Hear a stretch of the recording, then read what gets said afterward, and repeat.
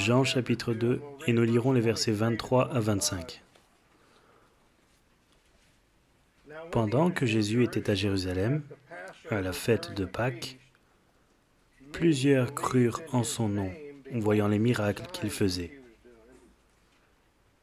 Mais Jésus ne se fiait point à eux, parce qu'il les connaissait tous, et parce qu'il n'avait pas besoin qu'on lui rende témoignage d'aucun homme, car il savait lui-même ce qui était dans l'homme. Et je veux que nous parlions ce matin de ce grand sujet de la foi superficielle, ou de ce que vous pourriez appeler la foi de surface. Superficielle signifie juste à la surface. Et il y a une telle chose que la foi qui n'est pas la foi qui sauve, et c'est une foi superficielle. C'est une foi superficielle. Et donc, premièrement, remarquez dans ces versets, la possibilité de croire au Seigneur Jésus-Christ et d'être encore perdu dans vos péchés. La possibilité de croire au Seigneur Jésus-Christ et d'aller quand même en enfer. Or, c'est une déclaration choquante. Pourquoi je dis ça ? Eh bien, regardez Jean 2, 23. Il est dit, pendant qu'il était à Jérusalem à la fête de Pâques, plusieurs crurent en son nom. Ils crurent en son nom. Mais Jésus ne se fiait pas à eux. Et ce mot « se fier » dans la version New American Standard est le même mot que croire. Et je crois que la Bible King James a « se confier ». Que dit la version ESV ? Jésus ne quoi ? Jésus ne se confiait pas en eux, mais c'est le même mot. Vous pourriez dire que beaucoup crurent en son nom, mais Jésus ne croyait pas en eux. Ou vous pourriez dire que beaucoup se confiaient en son nom, mais il ne se fiait pas à eux. Il ne se fiait pas à eux. Et donc la question n'est pas « ai-je cru en Jésus finalement ?» La question est « a-t-il cru en moi ? S'est-il fié à moi ?» Donc, pourquoi Jésus ne se fiait-il pas à ces gens ? Bon, laissez-moi vous demander, pourquoi ne le faisait-il pas ? Sam a dit que nous aurions des questions durant ce partage, et je vais vous poser des questions. C'est comme ça que vous faites. Je vous pose des questions. Pourquoi Jésus ne se fiait-il pas à eux ? Il le dit juste ici. Il savait, oui, il connaissait le cœur de l'homme. Donc, en d'autres mots, quand il est dit qu'ils crurent en lui, qu'ils crurent en son nom, quelque chose manquait dans cette confiance, dans le fait qu'ils croyaient. Et il connaissait leur cœur. Il savait ce qui était en eux, il savait que le genre de foi qu'ils avaient n'était pas la vraie foi authentique. C'est quelque chose qui était superficiel, c'était à la surface. Ils croyaient en son nom, mais il connaissait leur cœur et il ne se fiait pas à eux. Vous savez, c'est une chose pour moi de dire « je connais la reine d'Angleterre ». C'est autre chose pour elle de dire « ce que je veux dire, c'est que je pourrais aller devant le portail du Buckingham Palace et ailleurs et dire « je connais la reine ». Cela ne vous fera pas franchir la porte. Si elle dit qu'elle me connaît, là c'est différent. C'est étonnant, en Galates 4, il est dit « maintenant après avoir connu Dieu », Paul dit que « maintenant après avoir connu Dieu ». Ensuite il s'arrête « et surtout après avoir été connu de Dieu ». N'est-ce pas différent ? Être connu de Dieu, et c'est la même chose. Donc, le Seigneur ne se fiait pas à eux parce qu'il connaissait leur cœur. Or, remarquez, ce n'est pas qu'ils n'étaient pas sincères. Un homme peut l'être. Nicodème en est l'exemple. Il apparaît là juste dans le chapitre d'après. Il était sincère. Un homme peut être sincère dans un sens et être aussi peu sincère et malhonnête et aussi peu réel dans son cœur. Il ne sait même pas ce qu'il fait la plupart du temps, les gens qui s'avancent dans ces réunions de masse. Ils n'essaient pas de tromper délibérément qui que ce soit, mais ils ne savent même pas ce qu'ils font la plupart du temps. Donc c'est ce dont nous parlons ici. Nous ne parlons pas d'un manque de sincérité. au moins la surface. Et c'est une grave erreur de beaucoup de conseillers bien intentionnés ou soi-disant gagneurs d'âme. Ils pensent que si le type est sincère et qu'il baisse la tête et dit une prière, alors Dieu l'écoutera. Eh bien, cela peut être le cas ou pas. Ici, en Jean 2, ces gens croyaient en son nom. Ils ne se fiaient pas à eux. Beaucoup de ces réunions de masse où les gens s'avancent, où souvent vous faites dire une prière à quelqu'un, ils sont sincères. Ils le disent du mieux qu'ils peuvent. Mais c'est la même chose ici. Ils croient dans un certain sens, mais c'est une foi de type superficiel. Sincère, mais superficiel. Le problème est que si vous avez une personne excitée par l'émotion, vous pouvez l'entraîner à prendre certaines décisions. Souvent, vous pouvez le faire. Vous pouvez le faire, particulièrement avec les enfants. Vous pouvez prendre les enfants et vous dites « Tu ne veux pas aller en enfer, n'est-ce pas ? Et ne veux-tu pas être avec maman et papa ?» Vous jouez là-dessus un moment et vous pouvez les amener à dire une prière. Vous savez, le fait de dire cette prière ou de faire confiance à Jésus ne fait rien. Il doit y avoir la réalité du Saint-Esprit dedans. Et donc, ce que vous avez de nos jours, c'est une multitude de gens faisant des professions de foi. Là-bas en Roumanie, je suis allé là-bas plusieurs fois avec l'organisation Heartcry.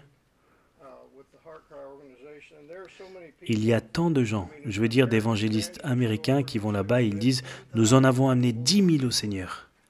Et quand vous faites le total de tous ceux qu'ils ont amenés au Seigneur, c'est plus que la population de la Roumanie. Il y a quelque chose de faux là. Et donc cette façon d'utiliser et de jouer sur les émotions et d'amener les gens à dire une prière et à prendre une décision. Je n'ai jamais pu vérifier cette citation, mais on racontait l'histoire que Spurgeon avait l'habitude d'avoir son temps de conseil les mardis après-midi. Et après son départ, un des hommes qui le suivait commença à le faire le dimanche après la réunion. Et un des vieux diacres vint et il dit « Pourquoi fais-tu ça ?»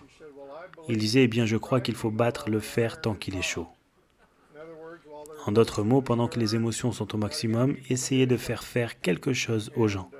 Et le diacre a répondu « Monsieur Spurgeon croyait que si Dieu chauffait le fer, il resterait chaud jusqu'au mardi après-midi. » Vous ne devez pas jouer sur les émotions. Vous ne devez pas faire ça. Et quand nous croyons réellement ça, quand nous voyons réellement ça, croyez que Dieu travaille dans la vie des gens. Martin Lloyd-Jones, un soir, il était en train de prêcher.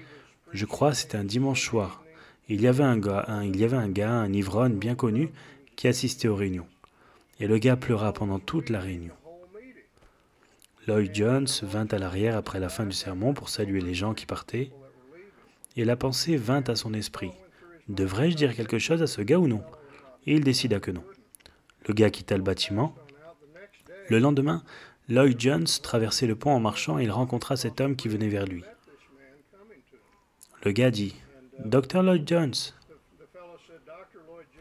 si vous me l'aviez demandé la nuit dernière, je serais devenu chrétien. » Et il dit « Bon, venez maintenant, allons au bureau et nous pourrons parler. » Et il dit « Non, non, je ne veux pas le faire aujourd'hui, mais si vous me l'aviez demandé hier, je serais devenu chrétien. Maintenant, vous voyez ce que c'est? Ce n'est pas réel, c'est l'émotion, c'est être excité. Cela arrive tout le temps. » Ma propre femme s'est avancée dans une de ces grandes réunions et a accepté Jésus et se préparait à être missionnaire en Nouvelle-Guinée. Et elle s'est rendue compte qu'elle était perdue. Donc, c'est ce dont nous parlons. Quand John Wesley est allé en Amérique, il a dit « Je suis venu ici pour convertir les Indiens, mais qui va me convertir ?» Bien. Donc il y a la possibilité d'une foi superficielle, croyant en Jésus et pourtant étant perdu dans le péché. Mais remarquez aussi ici, la foi superficielle n'est pas seulement possible, elle est très répandue. Il dit « Beaucoup crurent en son nom. » Beaucoup. Vous vous rappelez de ce qu'a dit le Seigneur Jésus? Il a dit « Efforcez-vous d'entrer par la porte étroite. Étroite est la porte et resserré le chemin qui mène à la vie. Peu y entreront, et il y en a peu qui le trouveront. Large est le chemin qui mène à la destruction. Beaucoup passeront par cette porte. » Il ne parle pas de... Beaucoup de gens ont cette idée qu'il parle là de la porte large. qu'il parle des autres religions et des gens comme Hitler et de ce genre de choses. Non, le fait est qu'il parle de ceux qui se disent chrétiens, parce qu'il dit beaucoup et peu. Beaucoup me diront, Seigneur, Seigneur, n'avons-nous pas prophétisé en ton nom? Et en ton nom chassé les démons, et en ton nom fait beaucoup de miracles. Ils se disent chrétiens. Et donc la porte large et la porte étroite, ou le chemin étroit, sont réservés à ceux qui se disent chrétiens. Bien-aimés, pensez à ça. La vaste majorité de ceux qui se disent chrétiens tout au long des siècles, les gens qui se sont appelés chrétiens, la vaste majorité d'entre eux n'ont rien d'autre qu'une foi superficielle. Ils ont grandi dans une église ou quelque chose comme ça, vous savez, où ils ont fait une sorte de profession superficielle et ensuite ils continuent à vivre leur vie de péché. La vaste majorité des gens qui disent être chrétiens ne sont pas des vrais chrétiens. Donc c'est un avertissement pour nous. Quoi d'autre? Eh bien, remarquez aussi que la terminologie, dans la mesure où la terminologie est concernée, elle décrit les chrétiens. C'est de la terminologie chrétienne. Or, c'est un gros sujet. Mais il dit, beaucoup crurent en son nom. Vous vous rappelez du chapitre 1? À ceux qui l'ont reçu, à tous ceux qui l'ont reçu, à eux, il a donné le pouvoir de devenir enfants de Dieu. À ceux qui croient en son nom. La même phrase exactement en grec. Donc, vous lisez ici en Jean 1, 12, à tous ceux qui l'ont reçu, à ceux qui croient en son nom, il a dit que c'est un vrai chrétien. C'est un vrai chrétien. Ensuite, vous allez au chapitre 2 et vous voyez beaucoup crurent en son nom. Vous vous dites, ils doivent être de vrais chrétiens, c'est la terminologie chrétienne.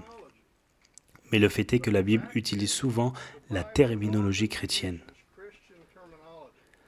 pour décrire les gens sur la base de leur profession de foi ou leur apparence extérieure. Mais ça ne signifie pas qu'ils sont de vrais chrétiens, et cela ne nous aide réellement quand nous commençons à regarder les Écritures. Maintenant, je veux vous montrer quelques endroits juste ici dans l'évangile de Jean où nous le voyons.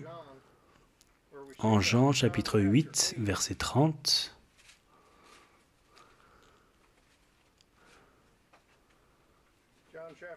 Jean chapitre 8, verset 30. Comme il parlait ainsi, plusieurs crurent en lui. Bon, vous vous dites, ils étaient convertis, ils sont chrétiens. Bon, continuons à lire. Jésus dit alors aux Juifs qui avaient cru en lui, « Si vous demeurez dans ma parole, vous êtes vraiment mes disciples. Vous connaîtrez la vérité, et la vérité vous rendra libre. » Ils lui ont répondu au verset 33, « Nous sommes la descendance d'Abraham. » Verset 34, Jésus leur répondit, et ensuite au verset 39, ils répondirent et lui dirent, « Vous suivez? Il y a une discussion en cours ici. Maintenant, ces gens avaient cru en son nom, ils avaient cru en lui, et ils répondent encore et encore. Et comme vous continuez jusqu'au verset 42, Jésus leur dit, et ensuite au verset 44, « Vous avez pour père le diable. » Donc ici, il y a des gens qui croient en lui, et ils se mettent à discuter, et il finit par leur dire, « Votre père est le diable. » Or, voyez-vous ça, le mot « croire » ne signifie pas forcément qu'ils étaient de vrais chrétiens, il signifie qu'il y avait une sorte de foi impliquée, une sorte de croyance impliquée, et c'était une foi superficielle. Et il finit par dire, « Vous avez pour père le diable. » Nous voyons la même chose en Matthieu 13. Jésus raconte la parabole d'un semeur qui est sorti pour semer, et rappelez-vous, il est dit qu'il y en avait un qui a reçu immédiatement la parole avec joie. Vous voyez que ça arrive souvent, les gens reçoivent la parole immédiatement avec joie. Nous devrions aller en Matthieu 13, verset 20.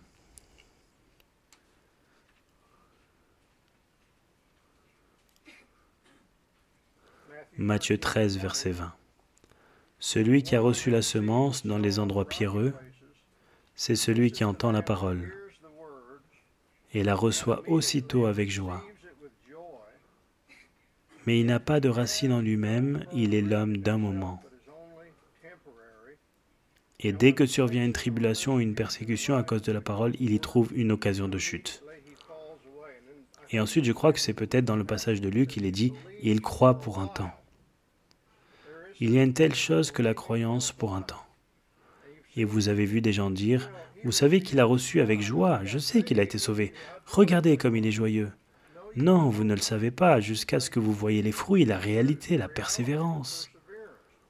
Et donc, il est dit ici que aussitôt il la reçoit avec joie, et aussitôt il tombe quand le problème survient. Comment est-ce possible? Eh bien, plus une chose est superficielle, c'est la foi superficielle, plus vous plantez quelque chose superficiellement, plus vite elle tombe, elle monte. Et j'aime voir les gens lutter et agoniser. Vous savez, se battre avant de se convertir. Cela ne signifie pas que vous ne pouvez pas être converti, vous savez, en un jour. Mais souvent, c'est un bon signe quand vous voyez les gens faire ça. Parce qu'ils réalisent réellement que cela va tout me coûter d'être chrétien. Mais quand quelqu'un reçoit rapidement la parole, souvent elle tombe rapidement. Pourquoi? Pas de sol profond, pas de racines, c'est une surface superficielle, vous voyez? Bien. Regardons un autre passage. 2 Pierre, chapitre 2, verset 20. 2 Pierre, chapitre 2, verset 20.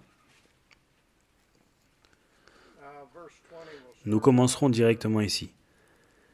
Il est dit, en effet, si après s'être retiré des souillures du monde, par la connaissance du Seigneur et Sauveur Jésus-Christ, or cela semble réel, n'est-ce pas?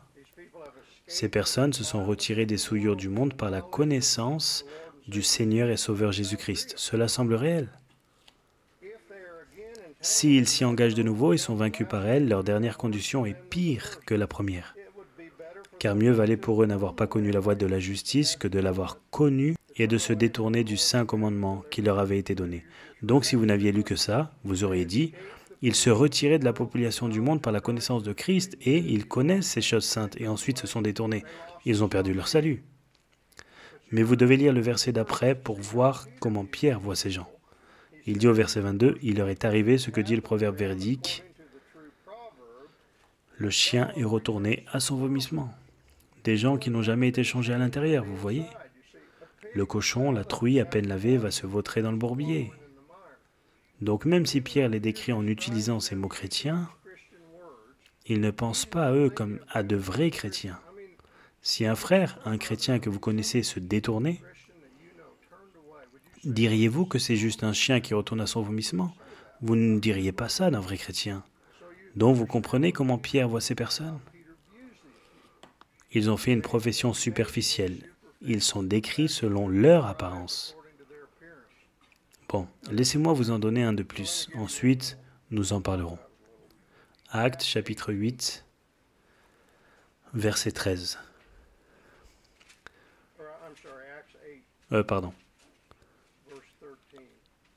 Oui, Acte 8, verset 13.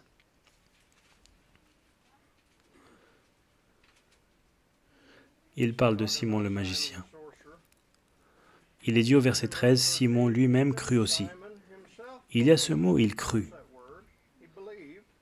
Et après avoir été baptisé, il ne quittait plus Philippe.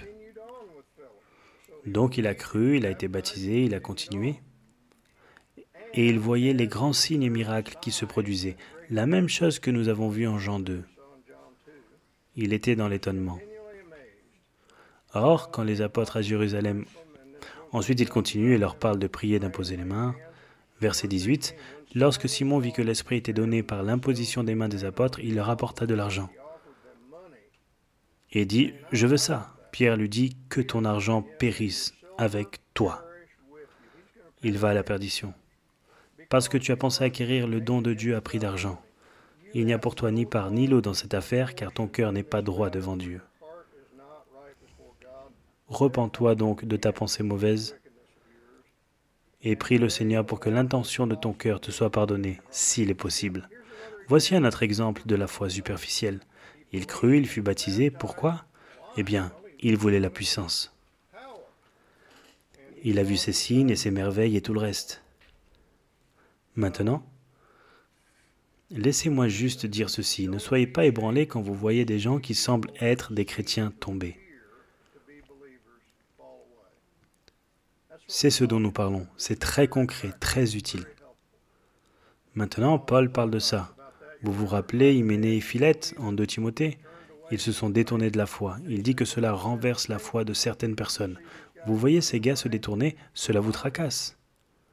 Je pense que c'est pour cela que Jésus a averti les disciples à l'avance. Il a dit, « L'un d'entre vous va me trahir. » Je ne pense pas que Judas avait 2 cornes, une queue. Et ils ne savaient pas quand Jésus a dit, « L'un d'entre vous va me trahir. » Ils ne se sont pas tous retournés pour regarder Judas. Peut-être qu'il était le disciple le plus charmant et le plus attachant parmi eux tous, et cela l'a déchiré de voir Judas se détourner. Mais le Seigneur veut qu'il sache qu'il sait tout sur ça d'avance. Et donc Paul dit qu'Hyménée et Philette se sont détournés. Cela renverse la foi de quelques-uns, mais il dit, « Pourtant, la solide base posée par Dieu subsiste, scellée par ses paroles. Le Seigneur connaît ceux qui lui appartiennent. Quiconque prononce le nom du Seigneur, qu'il se détourne de l'injustice. » Ok. Il est possible d'avoir une foi superficielle.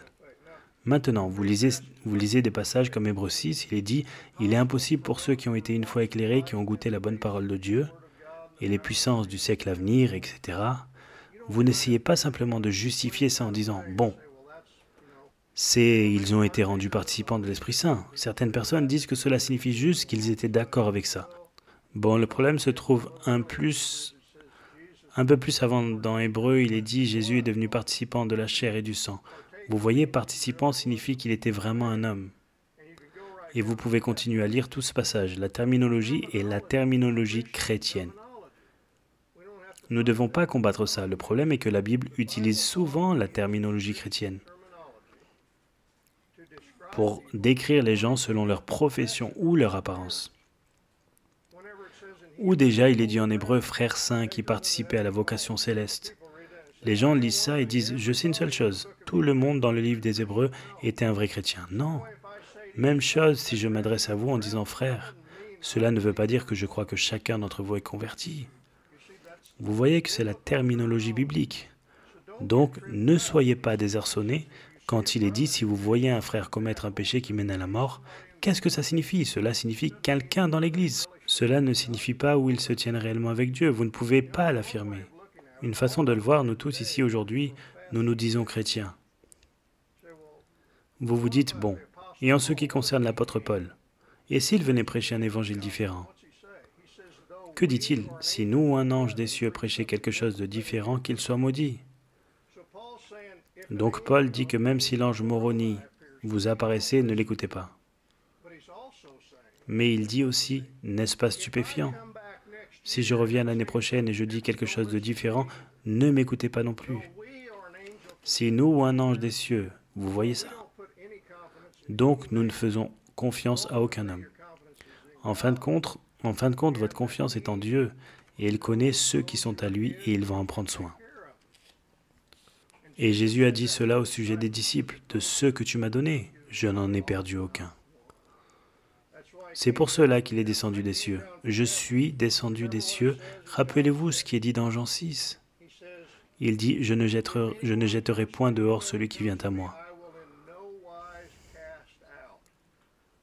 Cela signifie que si vous êtes ici, il ne vous mettra pas dehors à coups de pied.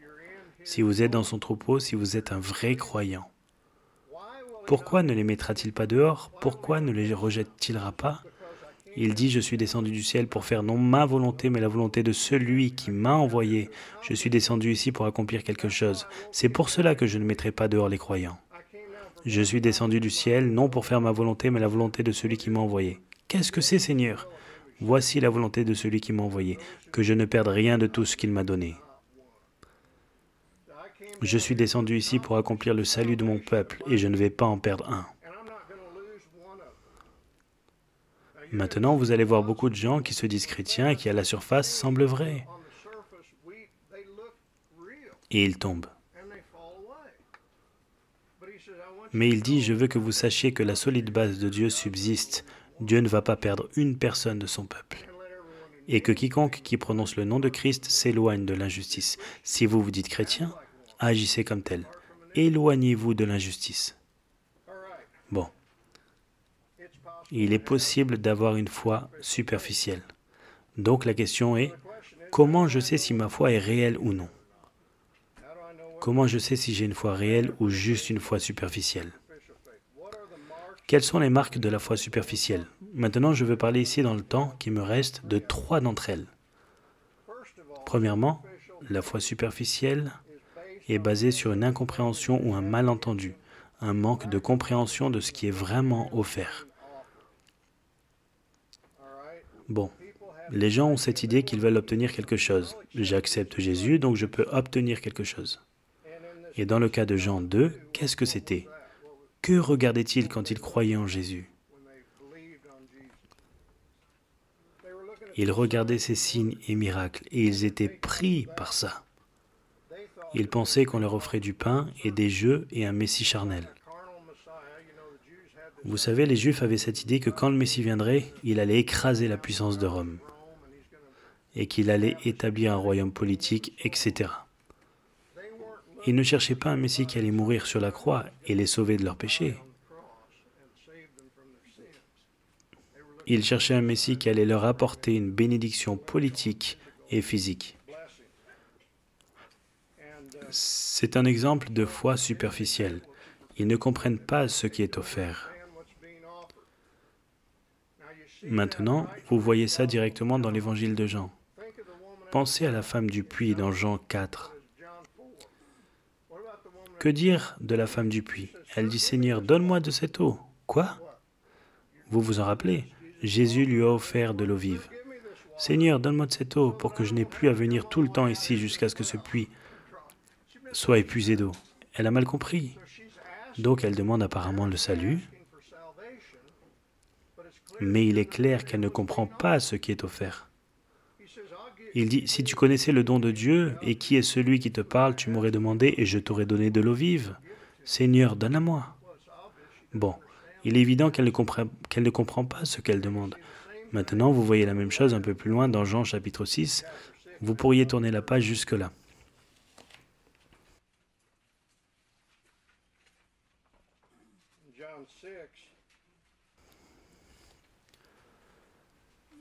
En Jean 6, juste pour situer le contexte, il a fait ce miracle de la multiplication des pains.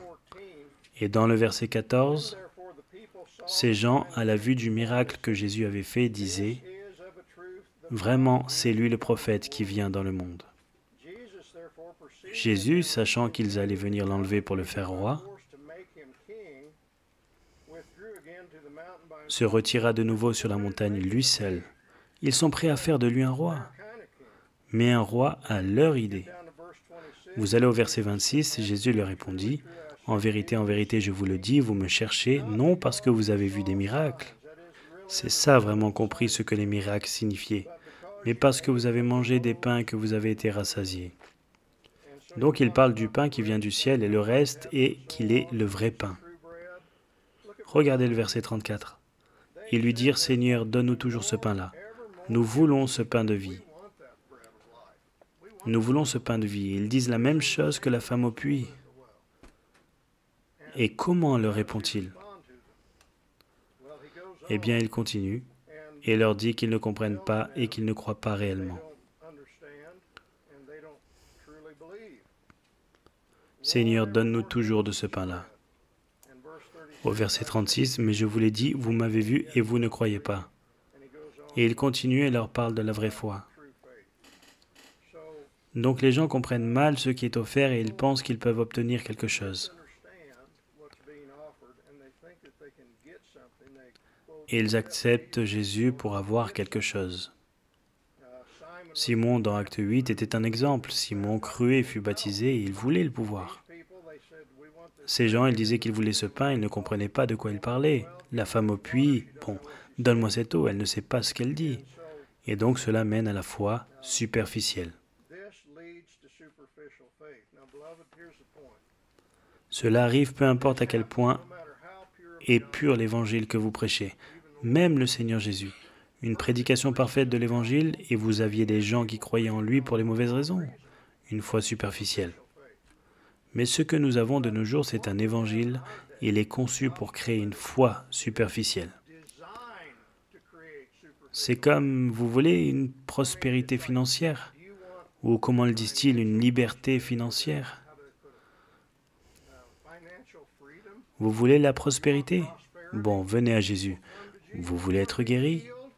Qui ne veut pas être guéri? Ou certains d'entre eux sont plus subtils. Ne voulez-vous pas être libéré de cette addiction? Eh bien oui, vous voulez être libéré de cette addiction, mais ce n'est pas la raison pour croire au Seigneur Jésus-Christ, pour que vous puissiez vous sentir mieux et que vous n'êtes pas un tel minable. C'est comme ça que les choses sont présentées. C'est centré sur l'homme. Tout ce que vous pourriez avoir si vous acceptiez Jésus. Nous avions un panneau d'affichage une fois là où je vis. C'était au moment de Noël. Il disait Jésus pour l'homme qui a tout. Donc, en d'autres mots, vous aviez tout. Mais maintenant, vous devez avoir la cerise sur le gâteau qui complète le tout et qui est le point culminant de votre vie. Vous avez tout qui va vraiment bien, mais vous avez juste besoin de Jésus pour conclure votre vie. Ce n'est pas comme ça que ça marche. Nous sommes misérables, lamentables, nus, nous n'avons rien. Nous sommes désespérés, sans espoir, et nous avons désespérément besoin de Christ comme notre tout.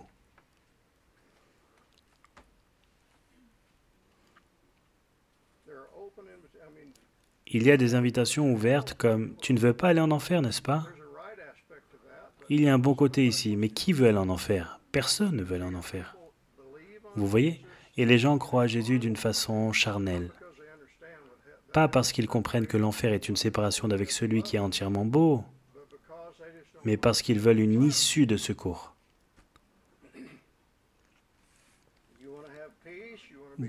Voulez-vous avoir la paix? Voulez-vous être heureux? Ne voulez-vous pas la paix? Ne voulez-vous pas sortir de vos problèmes? Oui, je suis fatigué de ne pas avoir la paix. Je veux venir devant et accepter Jésus. Alors je peux obtenir la paix et ensuite aller de l'avant et vivre ma vie. Voulez-vous un mariage heureux? Vous savez, votre mariage est un gâchis. Vous pourriez avoir un mariage heureux si vous veniez à Jésus. Il y avait un prédicateur bien connu des campus qui venait à notre école. C'était sûrement il y a plus de 20 ans. Le titre de son message, un maximum de sexe. C'est pour les étudiants de l'université. Qu'est-ce que cela va faire? Cela attirera de la foule. C'est comme ça, vous savez, si vous voulez vraiment avoir un maximum de sexe, alors vous devez être chrétien. Pouvez-vous imaginer ça? S'étendre des choses charnelles pour entraîner les gens à accepter Jésus spécialement pour créer une foi superficielle et faire que les hommes pensent qu'ils sont sauvés, donc ils peuvent aller en enfer maintenant en pensant qu'ils sont sauvés, plutôt que d'aller en enfer en sachant consciemment qu'ils sont rebelles envers Dieu. C'est stupéfiant. Tout est centré sur l'homme, tout est adapté pour créer une foi superficielle, pour obtenir quelque chose de Dieu. Et qu'est-ce que c'est? Vous acceptez Jésus pour que vous puissiez obtenir la chose que vous voulez vraiment. Et c'est une chose que Dieu ne fera pas. Il ne sera pas le moyen pour atteindre le but. Il est le but. Il ne va pas être un simple rouage dans la machine pour vous emmener jusqu'à votre vrai Dieu. Il est Dieu. Et il dit, je serai leur Dieu et ils seront mon peuple. J'insiste là-dessus. Vous voulez que Dieu vous sauve? Bien, il va être votre Dieu pour vous sauver. Bon, je veux que tu me sauves, mais je ne veux pas que tu sois mon Dieu. Vous rendez-vous compte à quel point c'est stupide? C'est juste fondamental.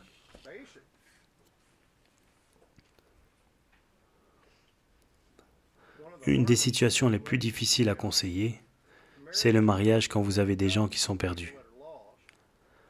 C'est tellement difficile parce qu'ils veulent. J'avais un ami qui est venu vers moi une fois, et un gars avec qui je travaillais, un motard, un dur, il est venu en sanglots ici pour me parler. Il disait, je veux devenir chrétien.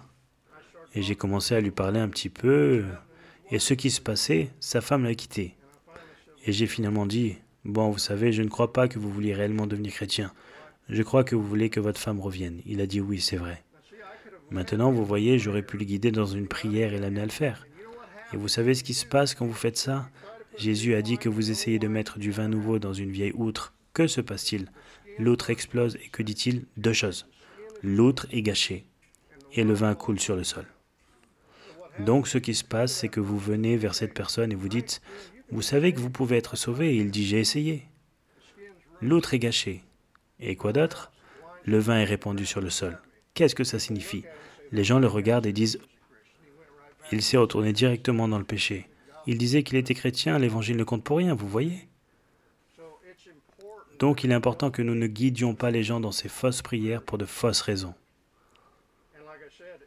Comme j'ai dit, si quelqu'un est dans le conseil sur le mariage et que les gens disent qu'ils veulent devenir chrétiens, c'est difficile d'arriver à savoir quand ils veulent Dieu pour lui-même et quand ils veulent Dieu pour ramener leur femme ou autre chose.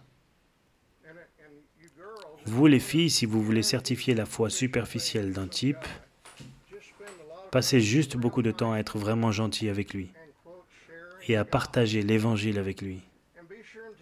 Et assurez-vous de lui dire maintenant, je ne peux pas t'épouser à moins que tu ne deviennes chrétien. Et devinez ce qui arrivera. Il deviendra chrétien. Pendant une semaine ou deux, ou un mois, ou jusqu'à ce qu'il se marie. Cette chose est grave, n'est-ce pas? C'est énorme, et ce qui s'appelle Église avance dans l'aveuglement. Tous ceux qui disent qu'ils sont chrétiens, formidables, vous savez, peu importe comment ils vivent, peu importe qu'ils continuent, peu importe qu'ils n'aient aucune compréhension spirituelle, c'est de ça dont nous parlons ici.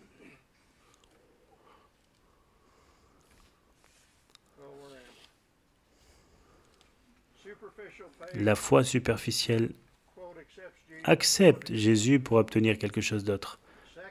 Deuxièmement, ce n'est pas seulement basé sur une incompréhension de ce qui est offert, c'est basé sur une incompréhension de celui qui fait l'offre. Les gens ne réalisent pas qui est le Seigneur Jésus. Ils ont une fausse idée de qui il est. Ils pensent que c'est une sorte de Santa Claus, Père Noël, qui existe pour les rendre heureux. Eh bien non. Il est Dieu. Il demande notre allégeance. Luc 14, 26, si vous aimez père et mère, si vous aimez fils et filles plus que moi, vous n'êtes pas digne d'être mon disciple. Réfléchissez à ça. Confucius aurait-il dit ça? Vous savez, vous devez m'aimer plus que votre père et votre mère. Il ne dirait pas quelque chose comme ça. Le vrai Jésus, toutes choses ont été créées par lui et pour lui. Je parlais à une fille un jour et j'ai dit, quelle est ta compréhension du Seigneur Jésus-Christ?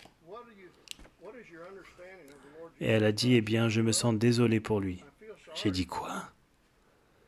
Elle disait, je me sens désolé pour lui. Vous vous rendez compte de l'image qui avait été faite? Voici le pauvre Jésus, il est dehors, debout, sous la pluie, et la porte ne possède aucune poignée. N'aurez-vous pas pitié de lui et ne le laisserez-vous pas entrer dans votre cœur pour qu'il ne reste pas dehors, debout, sous la pluie? Ce n'est pas comme ça que ça marche. Il dit, je suis celui qui ouvre et aucun homme ne peut fermer. Je suis celui qui ferme et aucun homme ne peut ouvrir. Vous vous souvenez de Lydie? Lydie dont le cœur fut ouvert par le Seigneur pour qu'elle comprenne. Il est largement capable d'ouvrir les cœurs. Il n'est pas à notre merci. Nous sommes à sa merci. Il est Dieu assis sur le trône. C'est quelque chose, n'est-ce pas? Il est dit que les hommes crieront aux rochers et aux montagnes en disant « Cachez-nous de la colère de l'agneau ». L'agneau. Cachez-nous de la colère de l'agneau. Et c'est une chose stupéfiante que celui qui sera notre juge est celui qui est mort pour les pécheurs. N'est-ce pas stupéfiant? Personne ne peut être sauvé en croyant en un Jésus qui n'est pas le vrai Jésus. Vous devez avoir une certaine compréhension de ça.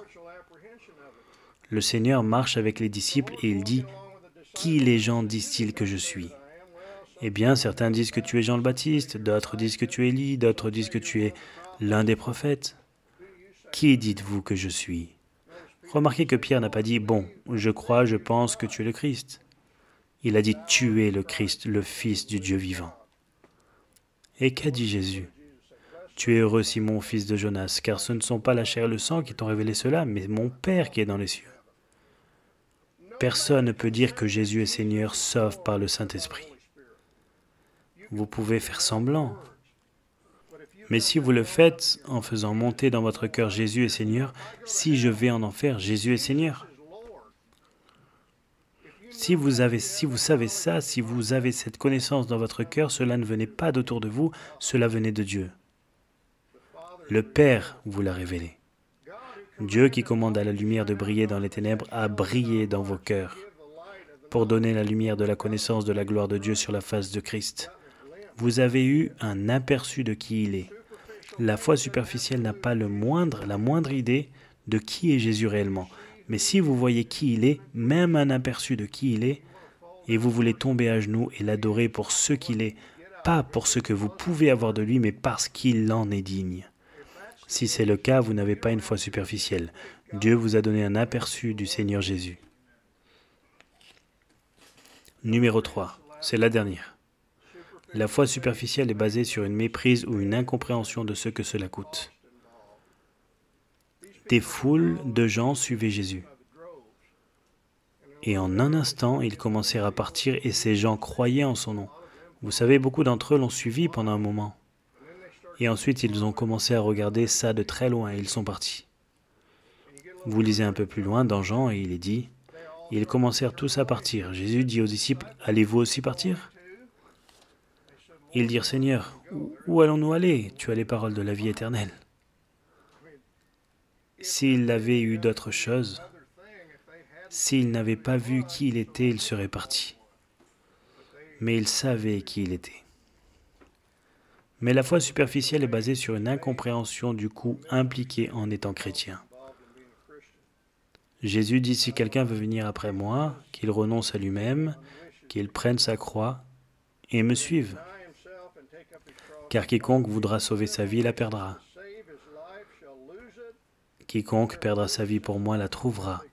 Cela va vous coûter la vie d'être chrétien. Tout à fait. Vous essayez de vous accrocher, vous essayez de vous y accrocher de toute votre force, vous mourrez. Il dit que vous devez abandonner, vous devez perdre votre vie et ensuite vous la trouverez. Il dit que vous la garderez pour l'éternité. Celui qui sauve sa vie la perdra. Quiconque perd sa vie la gardera pour l'éternité. Luc 14. Si quelqu'un vient à moi et s'il ne hait pas son père, sa mère, sa femme, ses enfants,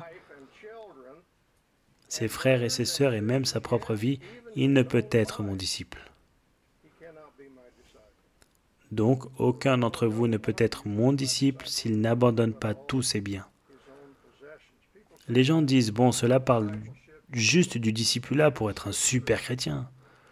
Pourquoi dit-il ça? Car à quoi cela servirait-il à un homme de gagner le monde entier s'il perd son âme? De quoi parle-t-il? Récompense? Il parle d'être un vrai chrétien. Bien-aimé, Dieu est déterminé à devenir votre Dieu. C'est ce que signifie être chrétien. Cela signifie que ça va tout vous coûter pour être chrétien. Il va être votre Dieu et vous pouvez dire comment est un homme de Dieu par ce que sont ses pensées quand il a 5 minutes de temps libre. Ou quand il peut parler de quelque chose, vous savez, qu'est-ce que ça revient à dire? J'avais un ami quand j'étais au lycée et à l'université qui était dans l'ingénierie électrique.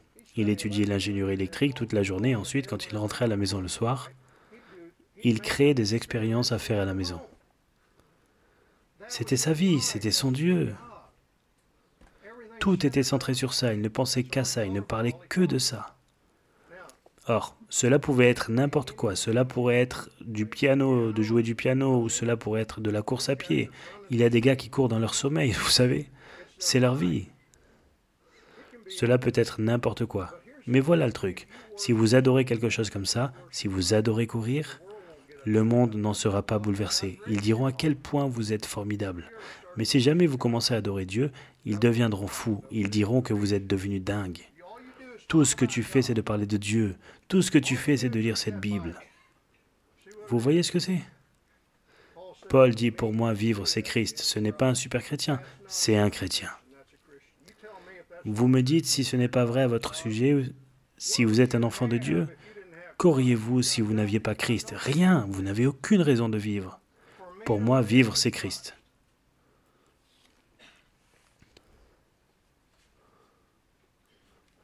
La foi superficielle ne réalise pas le coût. Et donc, elle n'a pas de vraie repentance Pas de regret pour le péché, pas de désir de sainteté et pas de faim de connaître Dieu. Vous savez, en résumé, vous pourriez dire que Dieu n'est pas Dieu à la personne qui a une foi superficielle. C'est comme ça que vous pourriez le dire. Il n'est pas Dieu pour eux.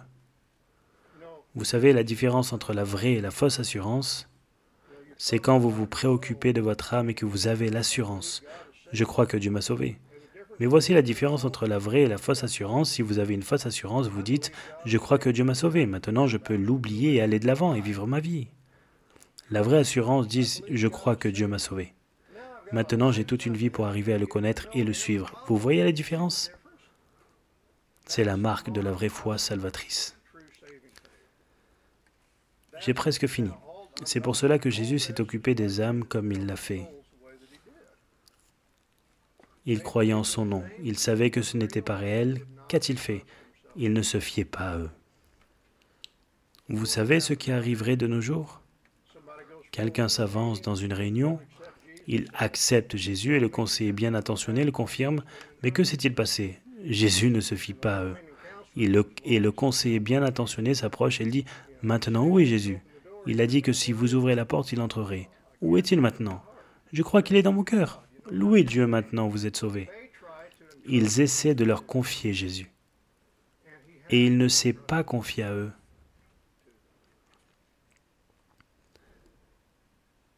Comment Jésus s'est-il occupé des âmes? Il dit à la femme du puits, il dit, « Si tu savais à qui tu parles, tu demanderais et je te donnerai de l'eau vive. » Et elle a dit, « Je le veux. Seigneur, donne-moi de cette eau. » Mais il se rend compte qu'elle ne comprend pas ce qu'elle dit et donc, que fait-il? Il ne dit pas, « Baisse la tête et dis une prière. » Il dit, « Bon, pourquoi ne vas-tu pas appeler ton mari? » Vous voyez, c'est la seule chose dont elle ne voulait pas parler. Elle avait déjà eu trop de maris et elle vivait à ce moment-là avec un type. Il soulève le problème afin de passer de la foi superficielle à la réelle. Et quand vous parlez à quelqu'un et il dit « je veux être chrétien », c'est évident qu'il ne sait même pas de quoi il parle. Vous demandez à Dieu de vous aider, ou vous vous attendez au Saint-Esprit, ou vous priez, etc., jusqu'à ce que Dieu commence à creuser jusqu'à une quelconque réalité. Il commence à voir ce qu'il dit. Il commence à voir ce que vous dites. Vous voyez? Ce pourquoi le Seigneur s'est occupé de cette femme de cette manière. Maintenant, voici le jeune homme riche. Je n'ai jamais vu ça arriver. Sam, tu l'as déjà eu? Vous marchez dans la rue, un gars vient vers vous en courant et tombe sur le sol et dit « Que dois-je faire pour avoir la vie éternelle ?» Et vous regardez ça et vous dites « Ce gars est bidon, c'est au fond ce que Jésus a fait. Il a dit, tu connais les commandements. Il a dit, je les ai tous suivis. Vous voyez, il annonçait la parole beaucoup trop librement. Vous êtes un bon maître, quelle bonne chose dois-je faire? Jésus a dit que personne n'est bon à part Dieu. Il ne disait pas, je suis Dieu. Il dit, vous ne comprenez pas ce qu'est la bonté. Et Christ dit, gardez ses commandements. Il a dit, je les ai tous observés depuis ma jeunesse, que me manque-t-il? Bon, une chose qui te manque, va vendre tout ce que tu as et donne-le aux pauvres et viens et suis-moi. C'est son idole, vous voyez, c'était son Dieu. C'était son gros problème. Il n'a pas dit au jeune homme riche, va appeler ta femme. Ce n'était pas son problème. Et il n'a pas dit à cette femme, vends tout ce que tu as. Il s'occupe des dieux, vous voyez. C'est comme en Égypte, Dieu vient, il tue leurs dieux. Ils adorent le Nil. Ils changent le Nil en sang. Vous aimez les grenouilles? Vous pouvez avoir beaucoup de grenouilles. Et les gens s'énervent quand leur Dieu commence à être tué. Le Pharaon dit, restez ici dans le pays et adorez. Moïse dit, vous n'allez pas aimer ça, parce que nous allons sacrifier l'abomination des Égyptiens. Je pensais que ça voulait dire que les Égyptiens avaient en abomination les choses que les Israélites allaient sacrifier. Ce n'est pas ce que ça voulait dire. Les Égyptiens adoraient les choses que les Israélites allaient sacrifier, et c'est une abomination. Vous prenez les dieux des hommes et vous commencez à les tuer, à les offrir à votre Dieu, il n'aime pas ça. Et c'est ce qui se passe dans la vraie Église du Seigneur Jésus-Christ. Les dieux des hommes sont tués et offerts et les gens n'aiment pas ça. Vous avez ce type brillant qui a la chance d'aller au mythe et il dit « Non, je ne crois pas que je vais y aller. Je vais aller sur le terrain missionnaire. » Les gens en deviennent fous parce que l'éducation est leur Dieu. D'autres personnes ont d'autres dieux. Pourquoi abandonnerais-tu cette carrière pour faire ce truc stupide que tu fais maintenant, là-bas à prêcher aux gens, je ne sais quoi? Vous voyez? La vraie adoration implique de sacrifier les dieux que le monde adore.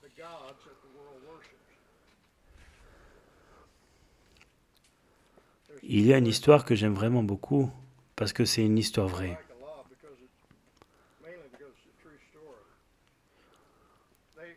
Au-dessus des grands lacs, ces aigles descendent et attrapent un poisson pour l'apporter à leurs jeunes.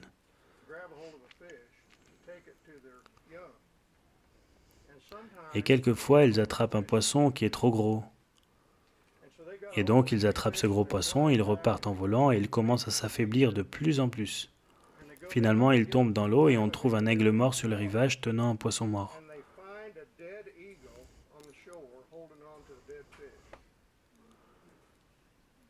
Tout ce qu'il aurait dû faire, c'était de le lâcher. Juste lâcher le poisson. C'est tout ce que vous avez à faire. Et c'est le jeune homme riche, il s'accroche à ce poisson. Qu'est-ce que c'est? Sa richesse. Jésus a dit de lâcher ça ou cela va vous entraîner à la perdition et il ne voulait pas lâcher. Il est parti tout triste. La femme au puits, elle a lâché et elle est partie dans la joie et en parlant de Jésus aux autres personnes.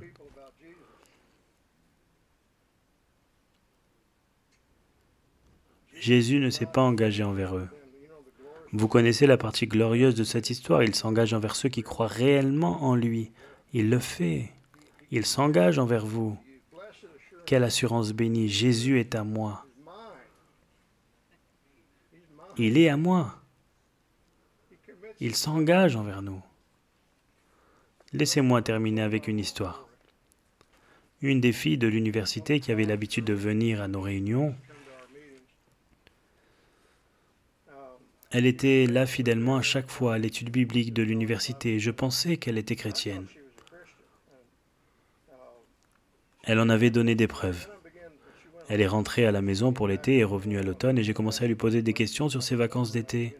Et j'ai commencé à me rendre compte que cette fille ne connaissait pas le Seigneur du tout.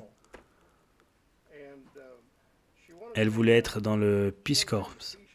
Et quand nous lui avons parlé, nous lui en avons parlé, elle a commencé à comprendre que le Peace Corps n'était pas une organisation chrétienne et donc elle voulait être missionnaire. Je lui parlais de tout ça et un soir, c'est comme si Dieu avait... Elle n'avait aucune assurance et il était évident pour moi qu'elle n'était pas convertie. Et nous lui avons parlé, ma femme et moi. J'ai dit, Jane, tout d'abord, tu veux être dans le Peace Corps et ensuite, tu veux être missionnaire. Jeanne, la philanthrope, une personne qui cherche à promouvoir le bien-être des autres, tu veux aller tout autour du monde et faire toutes ces gentilles choses pour les gens? J'ai dit, et si tu donnais simplement ta vie à Dieu, quel que soit ce qu'il veut te faire faire? Elle s'est assise là un moment, elle y réfléchissait, et elle a secoué la tête. Elle voulait être missionnaire plus qu'elle ne voulait être chrétienne. Je n'avais jamais vu ça avant, mais ça arrive aussi. Donc je lui ai raconté l'histoire du gros poisson. J'ai dit, tu dois lâcher cette idole. Donc, quelques semaines plus tard, elle est revenue. À nouveau, et elle a dit, je n'ai toujours pas d'assurance. J'ai dit, bon, tu vas devoir lâcher ce poisson. Dieu ne va jamais t'écouter. Et elle a dit, bon, je dois le lâcher. Et donc, je n'ai pas essayé de la mener dans une prière ou quoi que ce soit d'autre. Je lui ai dit juste, tu vas à la porte de Dieu et tu implores sa miséricorde. S'il n'a pas pitié de toi, tu seras la première personne qui n'a pas sauvé, qui se met elle-même devant sa porte. Le lendemain matin, quelqu'un frappe à la porte. Mona est allée à la porte en premier. Elle est là debout avec les bras grands ouverts. Et elle dit, je suis sauvée, je suis sauvée. Que s'est-il passé? Elle a lâché le poisson et Jésus s'est engagé envers elle. C'est la différence entre cette chose superficielle et la chose réelle. Et Dieu nous veut pas seulement pour nous-mêmes, mais pour ceux autour de nous que nous voyons qui font des professions de foi et ceux qui les conseillent. Nous devons faire très attention. Et il y a un moment pour prier avec quelqu'un, et il y a un moment même pour prier avec eux, pour dire une prière avec eux. Je ne crois pas que nous devrions mettre les mots dans leur bouche, mais il y a un moment, nous devons être sensibles à ce que Dieu fait dans leur vie. Il y avait une autre fille de l'université qui est venue une fois pour des conseils. Nous avons parlé de beaucoup de choses. C'est comme si Dieu était là, il était réel, et il s'occupait d'elle. J'ai dit, veux-tu dire au Seigneur, Seigneur Jésus, par ta grâce, je vais croire en toi comme en mon Sauveur?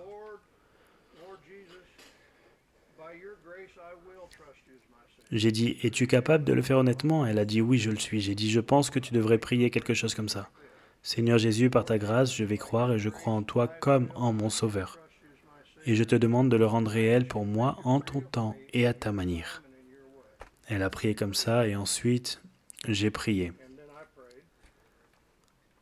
Et nous avons ouvert les yeux et elle rayonnait. Elle a dit, il l'a déjà rendu réel. Jésus s'était engagé envers elle. Quelle chose encourageante. Ces deux filles ont continué avec Dieu. Ce sont des femmes plus vieilles maintenant, mariées.